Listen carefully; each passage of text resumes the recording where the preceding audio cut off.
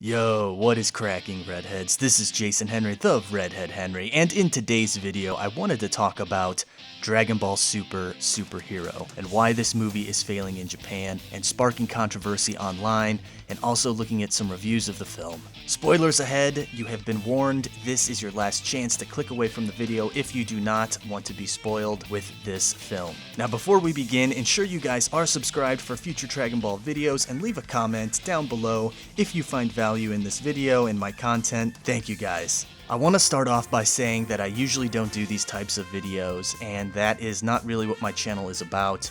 But I do love Dragon Ball. I'm a huge Dragon Ball fan. I have been since I was 10 years old, and I'm now 34.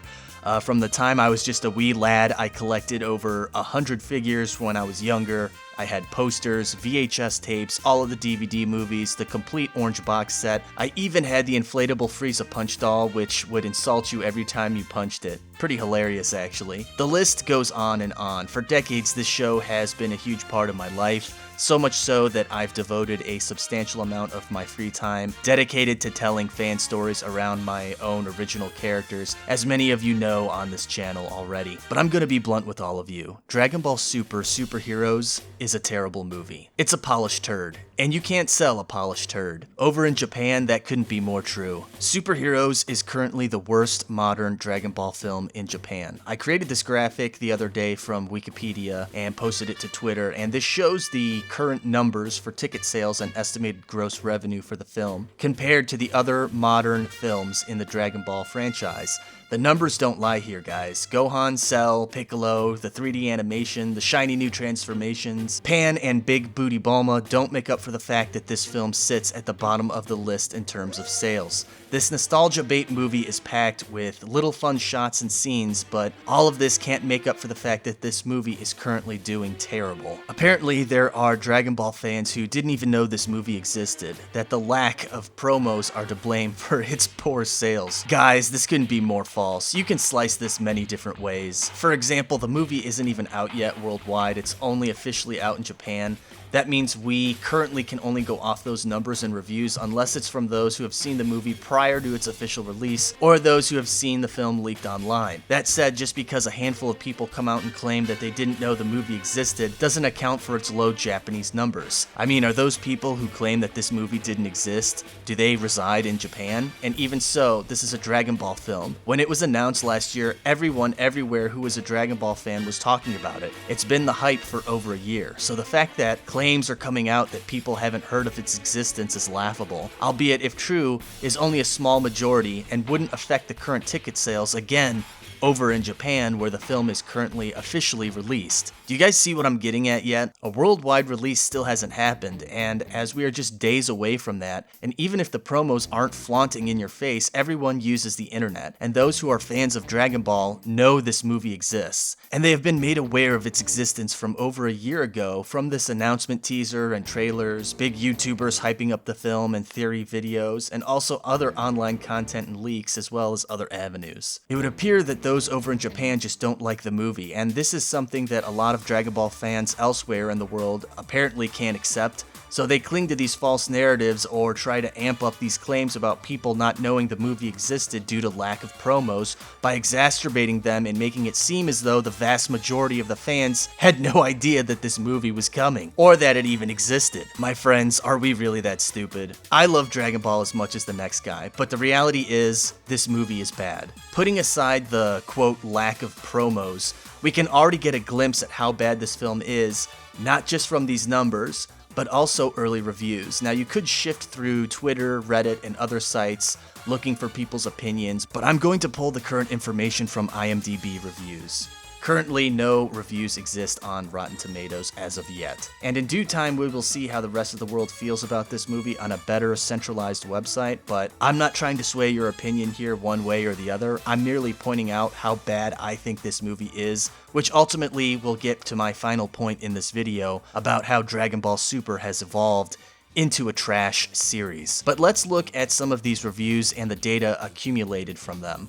As it currently sits on IMDb, 1,263 users have given their review of the film, and it currently sits at a 6.9 out of 10. I would obviously argue that that's a little high. I would put this at a 5.5 out of 10 at best, as the film does have some good moments like any other film would have, but those moments don't warrant the movie to be good. Looking at the demographic of users, it's clear that the young reviewers under 18 clearly think that this is the greatest movie ever made, while as you go up the age demographic, it begins to shrink. Now, I fall into this category of 30 to 44-year-olds, and I'm willing to bet that some of these reviews are from those who aren't even Dragon Ball fans, but I am, and I think 6.8 is too high. But here are just a few snippets of some of the reviews. Feel free to head over to IMDb and read them for yourself. Phenomenal! This movie serves us Dragon Ball fans just right with proper slice of life mixed with action-packed fights. A giant leap backwards. This film was just a disappointment. Let's start with the artwork. I'm not going to bash the overall art style. When you start watching, you just get used to it, so it's not that bad. But some of the design choices are just awful. It felt like fan fiction, but was enjoyable nonetheless. It's like video game cutscenes. Bio Broly Part 2, literally. It's the best Dragon Ball movie ever. Bruh. Noticeable step down from the last Dragon Ball Super movie. Good and bad, but mostly bad.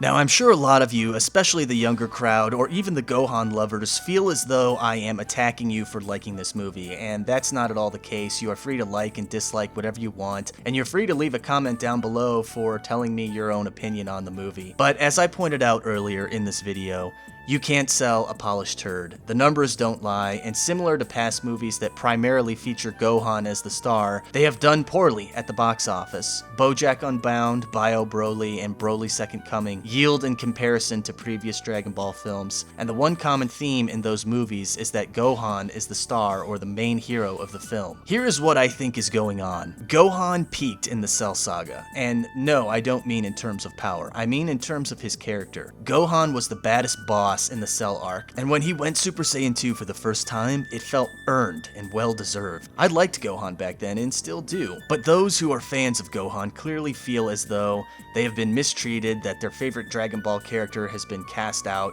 and left by the side of the road year after year, being dealt blow after blow, watching as their favorite character who had so much soul and badassery in the early to mid Dragon Ball Z to be completely forgotten about and spat on, until finally, a new movie is made, with him as the star, obtaining a brand spanking new ass-pull transformation, and while the haze of this new movie and from Gohan blinds us, it still doesn't make up for the fact that this movie is terrible. The majority of those fans in Japan do not like this movie. If they did, those numbers would be higher, and this excuse for a lack of promos, as mentioned earlier, is merely a cop-out to try and cover up its poor reception in order to preserve the love for Dragon Ball, or in this case, perhaps Gohan.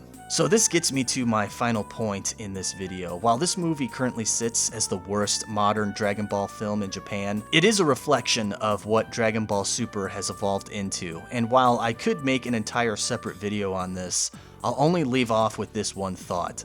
Dragon Ball Super is a shell of what Dragon Ball Z, Dragon Ball, and even Dragon Ball GT set out to be. Super has taken all of our favorite characters, not just Gohan and Piccolo, and reduced them to crumbs left over from a glorious 5-course meal. Dragon Ball Super, while like the movie Super Hero, has some good moments, but does that justify the series as a whole to be good? While its goal and purpose is to continue the adventures of Goku and the Z Squad, the series started out rocky, had a few good moments, but ultimately in its current state has crashed and has been dragging over a rocky dirt road for the longest time. Think about what Super has done to our favorite characters. To Bardock in the manga, to Goku regressing in character, to the recolor after recolor of hair transformations, to how badass Goku Black started out only to be gypped by him being this asshole, watching as story elements and other components that make up a good story become meek or ruin prior established lore in the series. My friends, our love of Dragon Ball has blinded us to the truth that Dragon Ball Super is killing our beloved childhood series slowly but surely over time, and our friends over in Japan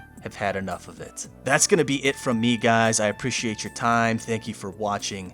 I'll see you in the next video.